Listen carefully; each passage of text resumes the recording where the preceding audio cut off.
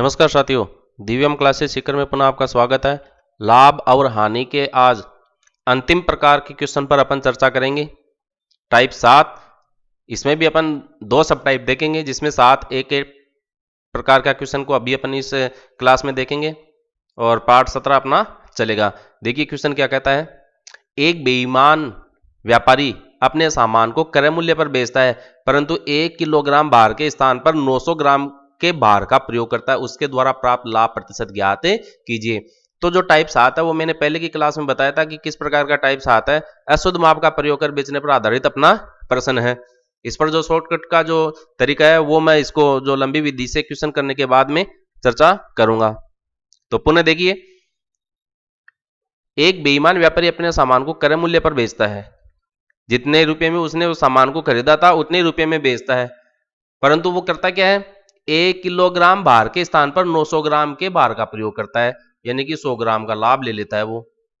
तो उसको तो प्रॉफिट चाहिए कैसे भी करो, लेकिन बेच रहा किस दाम पर है, जितने रुपए में उसने 1 किलो की वस्तु का दाम दिया था ना खरीदने के लिए, उसी क्रय मूल्य पर वो वस्तु को बेच रहा है, लेकिन 100 ग्राम कम दे रहा है, कहने का मतलब। तो उसके द्वारा प्राप्त लाभ का प्रतिशत ज्ञात कीजिए। तो इसमें अपने को प्रॉफिट परसेंटेज ज्ञात करना है। तो हम मानकर चले कि जो 1 किलोग्राम वस्तु या सामान खरीद के लाता है उसका x रुपये दे के आता है। मानना तो पड़ेगा अपने को क्रय मूल्य, क्योंकि क्रय मूल्य इसमें कहीं पर भी दिया नहीं गया है। तो 1 किलोग्राम सामान का क्रय मूल्य कितना है, x रुपया है। अब 1 किलोग्राम वास्तव में होता क्या है, इसको हम 1000 ग्राम लिख सकते हैं। 1 किलोग्राम में 1000 ग्राम होता है, ठीक है। तो 1000 ग्राम सामान का क्रय मूल्य कितना हो गया, x रुपये। तो यहां हम 1 ग्राम सामान के 12 का क्रय मूल्य ज्ञात कर लेंगे। इसके आधार पर जो 900 ग्राम सामान तोल के दे रहा है दुकानदार, उसका क्रय मूल्य ज्ञात कर लेंगे। और हमें 100 ग्राम का लाभ हो रहा है, तो 100 ग्राम को लाभ के रूप में ले लेंगे और उसके बाद में अपन प्रॉफिट परसेंटेज ज्ञात करेंगे। तो देखो, ये 1000 ग्राम हो गया 1 किलोग्राम का मतलब। तो 1 ग्राम का कितना हो गया क्रय मूल्य, x बटा 1000। इधर से 1 ग्राम को लेंगे तो ये एक एक नियम से हो जाएगा। तो 900 ग्राम सामान का जो भार है उसका क्रय मूल्य कितना रहेगा, 900 से मल्टीप्लाई कर देंगे तो 2 बिंदु से तो 2 बिंदु की 9x बटा 10 रुपये। कितना दे रहा है, 9x बटा 10 रुपये। तो 900 ग्राम सामान का जो क्रय मूल्य है वो 9x बटा 10 रुपये अपने को प्राप्त हो गया। अब देखो लाभ कितना हो रहा है, अपने को सीधा सीधा नजर आ रहा है। यहाँ पर 100 ग्राम के बार के बराबर अपने को लाभ हो रहा है, यानी कि उस बेईमान दुकानदार को 100 ग्राम के बार के बराबर लाभ हो रहा है। तो 1 ग्राम भार की कीमत अपन ने देखी थी x बटा 1000। तो 100 ग्राम भार का क्रय मूल्य कितना हो जाएगा, x बटा 1000 गुणा 100। यहां से इसको 100 से गुणा कर देंगे तो 100 ग्राम भार का क्रय मूल्य मिल जाएगा। तो x बटा 1000 गुणा 100, तो 2 बिंदु से तो देखो ये 2 बिंदु कट गई, तो x बटा 10 रुपये मिल रहा है। तो ये हमें लाभ मिल गया है x बटा 10 रुपये। ये हमें क्या मिल गया है, x बटा 10 रुपये लाभ। और जो भी प्रॉफिट परसेंटेज अपन ज्ञात करते हैं तो उसमें सबसे पहले अपने को प्रॉफिट ही चाहिए और फिर कॉस्ट प्राइस चाहिए, फिर गुणा 100। तो क्रय मूल्य अपन ने ज्ञात कर लिया, कितना है, 9x बटा 10, ठीक है। क्योंकि वो क्रय मूल्य पर बेच रहा है, क्रय मूल्य पे बेच रहा है, जितने में उसने सामान खरीदा था उतने रुपये में वो बेच रहा है, लेकिन बाट में बाहर में वह क्या कर रहा है, बेईमानी कर रहा है। इसलिए आपका ये दुकानदार के लिए जो क्रय मूल्य था वही क्या हो जाएगा, विक्रय मूल्य हो जाएगा। ऐसा भी अपन कह सकते हैं। तो देखिए अब लाभ प्रतिशत अपन ज्ञात करते हैं।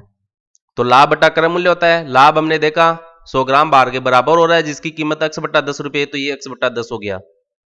अब क्रय मूल्य देखेंगे तो क्रय मूल्य अपन ने ज्ञात किया, 900 ग्राम सामान का जो भार है, भार का जो क्रय मूल्य है वो कितना है, 9x बटा 10। तो 9x बटा 10 यहाँ पर रख दिया गुणा 100। इसको अगर हम हल करते हैं तो अपने को 100 बटा 9 मिलता है, और 9 का भाग देंगे तो 11 सही 1 बटा 9 प्रतिशत अपने को प्राप्त होता है। तो ये लीजिए, ये तो अपन ने इसको लंबी विधि से हल करके देख लिया है। अब इसका जो शॉर्टकट तरीका है वो अपने को ये कहता है कि जब भी शुद्ध अशुद्ध माप का कोई क्वेश्चन आए तो प्रॉफिट परसेंटेज ज्ञात करने के लिए आप शुद्ध भार कितना है उसमें से अशुद्ध भार को घटा दीजिए और अशुद्ध भार का भाग लगा दीजिए। भार या माप बोल दीजिए, अशुद्ध माप बोल देता हूं, ये लीजिए अशुद्ध माप, ये भी आपका क्या है, अशुद्ध माप है, ये माप। और फिर इसको 100 से मल्टीप्लाई कर दीजिए, तो ये प्रॉफिट अपने को परसेंटेज में डायरेक्ट मिल जाएगा। तो देखो शुद्ध माप तो कितना है, 1000 ग्राम है, अशुद्ध कितना है, 900 ग्राम है। फिर 900 का आप इसमें डिवाइड करेंगे, गुणा 100 करेंगे, तो 100 बटा 900 हो गया। तो 100 बटा 900 गुणा 100, दो बिंदी से दो बिंदी, 100 बटा 9 बच गया। ये लो 100 बटा 9 अपने को यहां पर प्राप्त हो रहा था। तो ये डायरेक्ट तरीका है सवाल को हल करने का। इसको अगर भाग देके सरल करेंगे आगे, तो अपने को 11 सही 1/9% लाभ प्राप्त हो जाएगा। तो ये क्वेश्चन है, देख लीजिएगा, मैंने करा दिया इसको आपको। अशुद्ध माप का प्रयोग कर बेचने पर आधारित प्रश्न है। यदि कोई बेईमान व्यापारी अपने सामान को क्रय मूल्य पर बेचता है परंतु अशुद्ध भार का प्रयोग करता है, तो लाभ प्रतिशत ज्ञात करने का ये सीधा सूत्र है, शुद्ध माप माइनस अशुद्ध माप बटा अशुद्ध माप। और लंबी विधि मैंने आपको बता दी है। अभी ये एक अलग प्रकार का क्वेश्चन है 7B का, इसको हम अगली क्लास में लेके चलेंगे। तब तक बने रहिए, सीखते रहिए, अभ्यास करते रहिए।